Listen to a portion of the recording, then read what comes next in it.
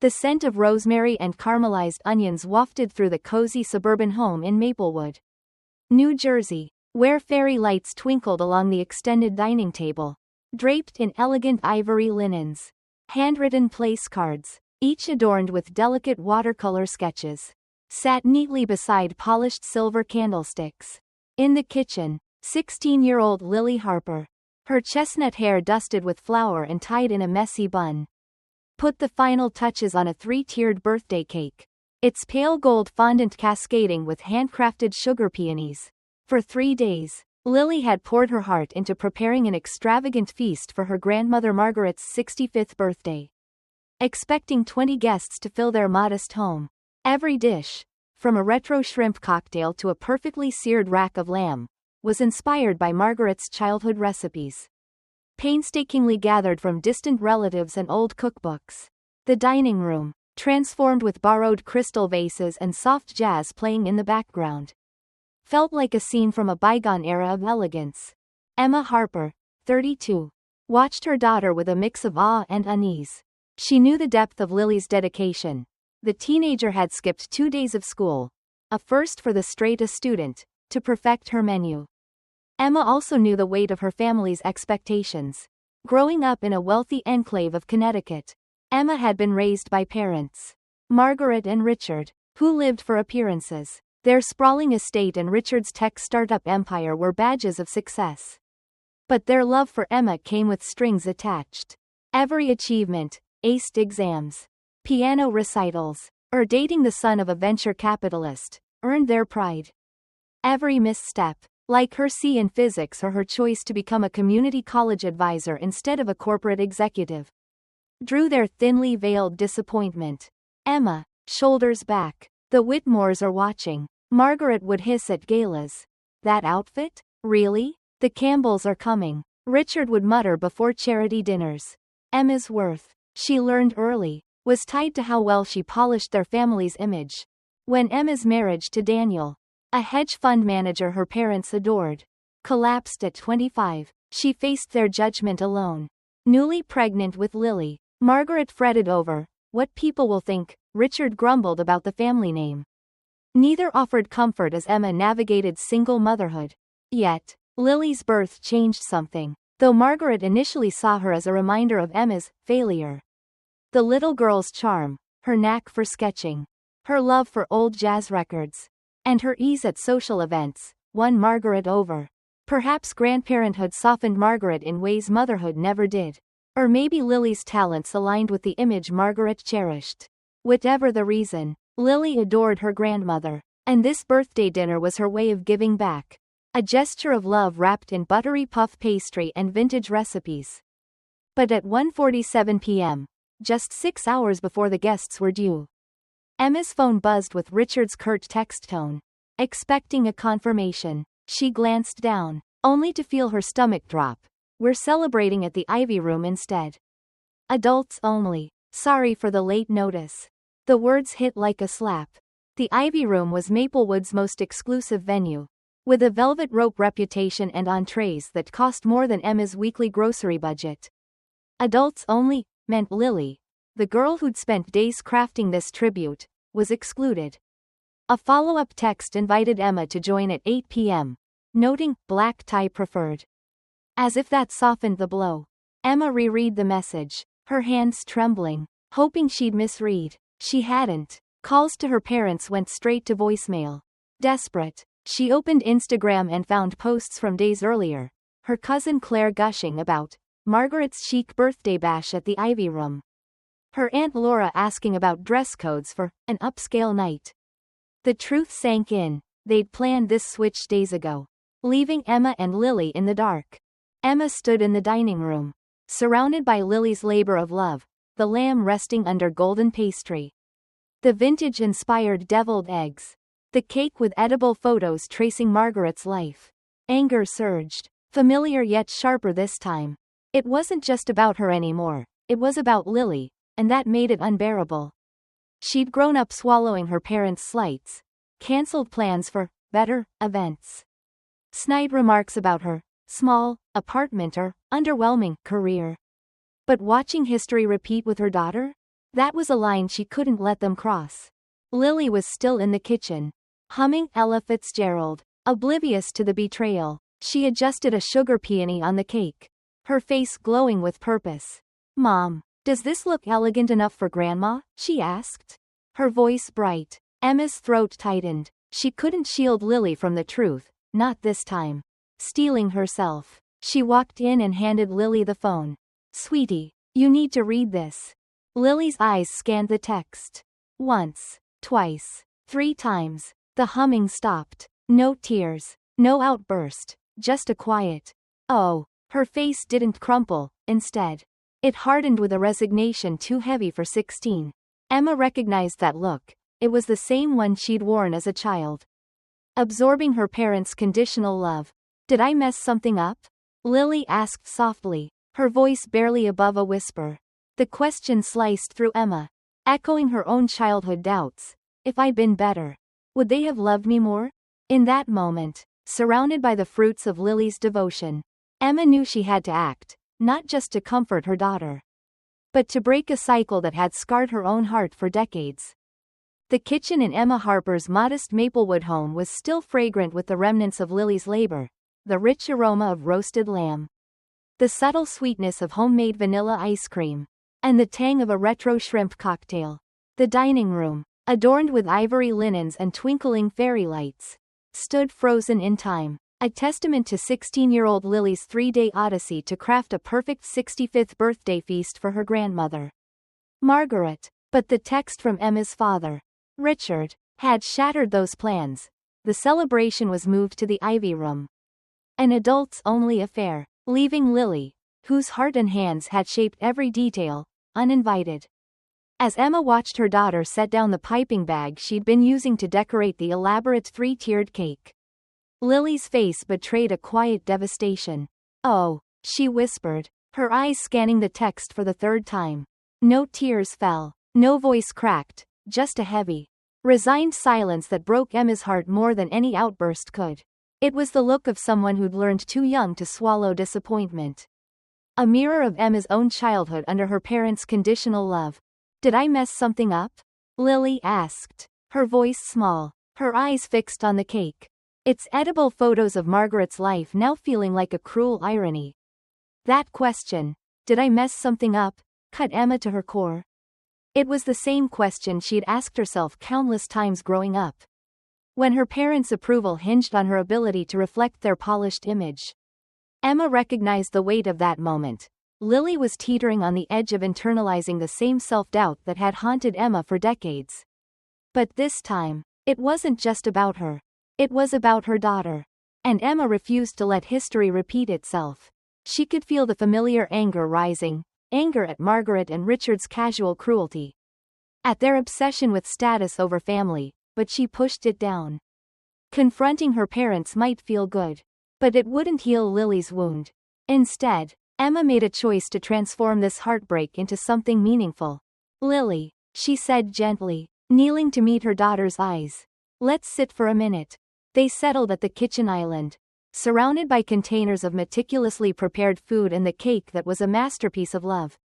"I'm furious with your grandparents," Emma admitted, choosing honesty. "But I'm also so proud of you. This dinner wasn't just about food, it was about showing love through every detail. That matters, no matter what anyone else does." Lily nodded, wiping a single tear that had escaped, her fingers still dusted with powdered sugar. "I just wanted Grandma to love it," she whispered. "I know, sweetheart," Emma said, her voice steady despite the ache in her chest. "And it's okay to feel hurt. But we get to decide what happens next. What do we do with all this incredible food you've made?" Lily glanced around, her eyes lingering on the cooling rack of miniature crab cakes, the chilled pitcher of handcrafted lemonade, the stacks of handwritten menu cards. "We could freeze it, I guess," she said, uncertain. Emma's mind raced, landing on an idea that felt like a spark in the darkness. "Or," she said, "we could host a dinner somewhere else, for people who'd truly appreciate your work. What if we called the community center and threw an impromptu feast tonight?" Lily's eyes flickered with curiosity, then a tentative hope. The Maplewood Community Center. where Emma volunteered monthly, was a hub for seniors, families in need, and locals from all walks of life.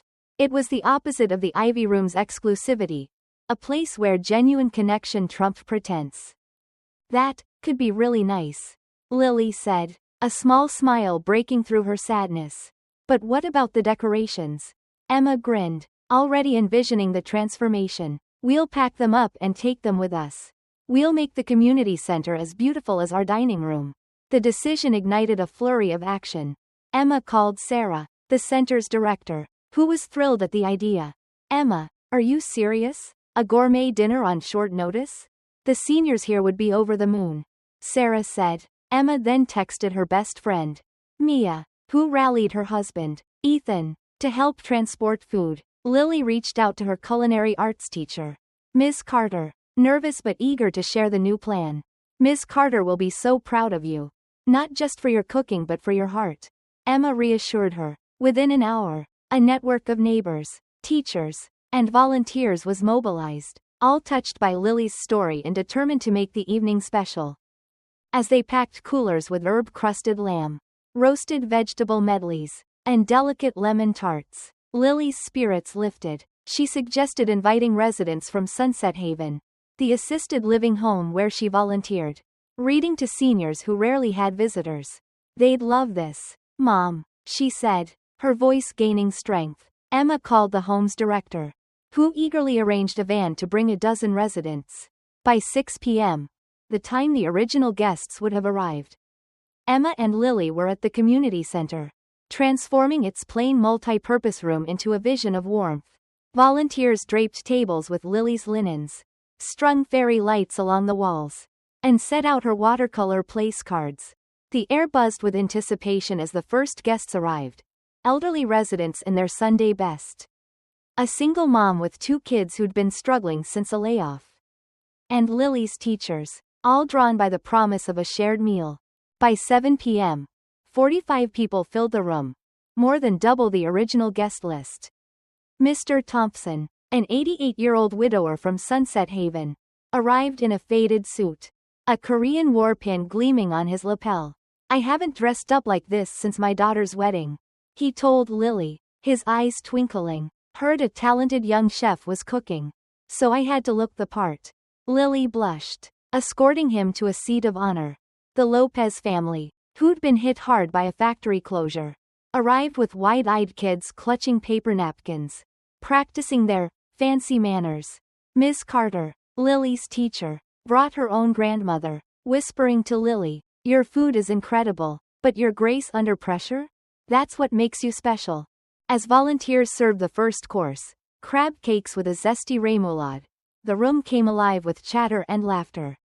Unlike the stiff, strategic gatherings Emma's parents favored, this was raw, real connection. Mr. Thompson savored the lamb, declaring, "This beats anything I ate in Paris back in '58. The Lopez kids giggled over the fluffy lemon tarts, while Ms. Garcia, a community center regular, teared up over the shrimp cocktail. My abuela made this when I was a girl in Puerto Rico, she said to Lily. You've brought her back to me tonight. Lily moved through the room, checking on guests, answering questions about her recipes, her confidence growing with each smile and compliment. Emma watched, her heart swelling. This wasn't just a meal, it was a reclaiming of Lily's worth. A defiance of her grandparents' rejection. When dessert was served, Lily hesitated before unveiling the cake, now stripped of its happy 65th birthday Margaret inscription but still a work of art. This was meant for my grandma, she told the crowd, her voice steady. But tonight, it's for all of us, a celebration of community. The room erupted in applause. Mr. Thompson raised a shaky glass of lemonade. To Lily, he said, who turned a tough day into a gift for us all. To family, the one we choose. Glasses clinked, and someone queued up a playlist of classic Motown, sparking an impromptu dance floor. The Lopez kids started a game of musical chairs, while Mr. Thompson taught Lily's friend Zoe how to waltz. The barriers of age, background, and circumstance melted away in the glow of shared joy. As the night stretched past 10 p.m., Lily was exhausted but radiant. Guests lingered, swapping stories and recipes, some pressing take-home containers of leftovers into Lily's hands for Sunset Haven's residents. "You've got to cook for us again," Ms. Garcia insisted, scribbling her abuela's arroz con gandules recipe for Lily. Emma pulled Lily aside, brushing a strand of hair from her face. "I'm so proud of you," she said. "You turned something painful into something beautiful." Lily smiled, her eyes bright. "I'm glad it happened this way. Mom, these people, they really saw me." The next morning, Emma's phone lit up with notifications. Photos and videos of the dinner flooded social media, tagged with hashtag LilyCooks and hashtag MaplewoodFeast.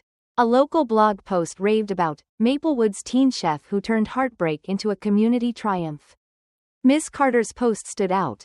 "Lily Harper's culinary skill is matched only by her resilience. She didn't just feed us, she brought us together." As Lily slept, recovering from her marathon, Emma's phone rang. Margaret's ringtone. Bracing herself, Emma answered. "Emma," Margaret began, her voice tight. "I saw the posts about your community event." Emma's anger flared at the dismissive tone. "It wasn't an event, Mom. It was a response to you and Dad canceling Lily's dinner for a fancier option at the Ivy Room, excluding her with 5 hours notice." Silence stretched. "Well," Margaret said, "the Ivy Room was a rare opportunity. You know how exclusive it is."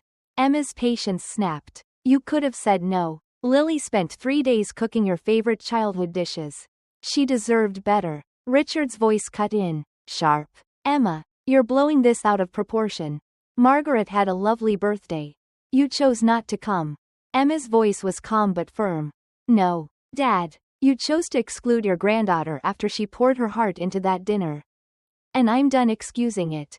For years, I've let your criticism slide, my job, my home, my parenting, but I won't let Lily grow up thinking her worth depends on your approval."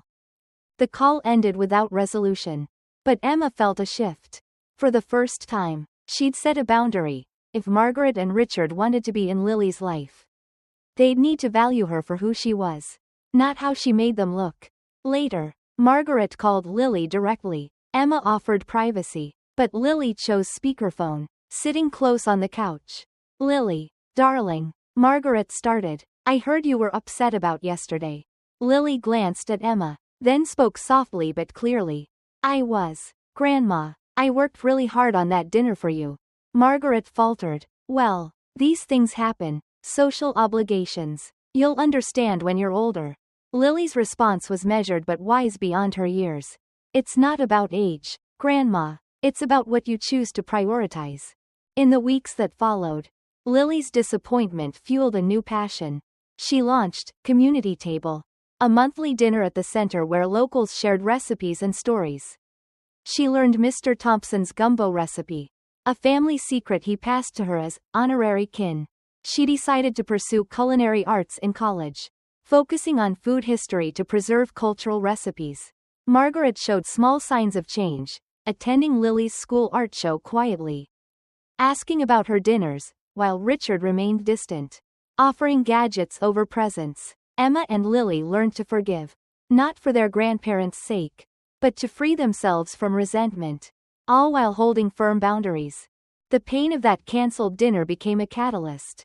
Lily found purpose in feeding her community, her confidence blooming with every shared meal. Emma found strength in protecting her daughter from the conditional love she'd endured. Together, they learned that rejection could be a redirection to something greater, a life rooted in authentic connection, not hollow status. As they sat on their porch one June evening, Lily said, "Mom, I'm not mad anymore. That dinner led me to Mr. Thompson, to Ms. Garcia, to Community Table. Sometimes, the best things come from the worst moments." Emma smiled, knowing they'd both found a truth worth living.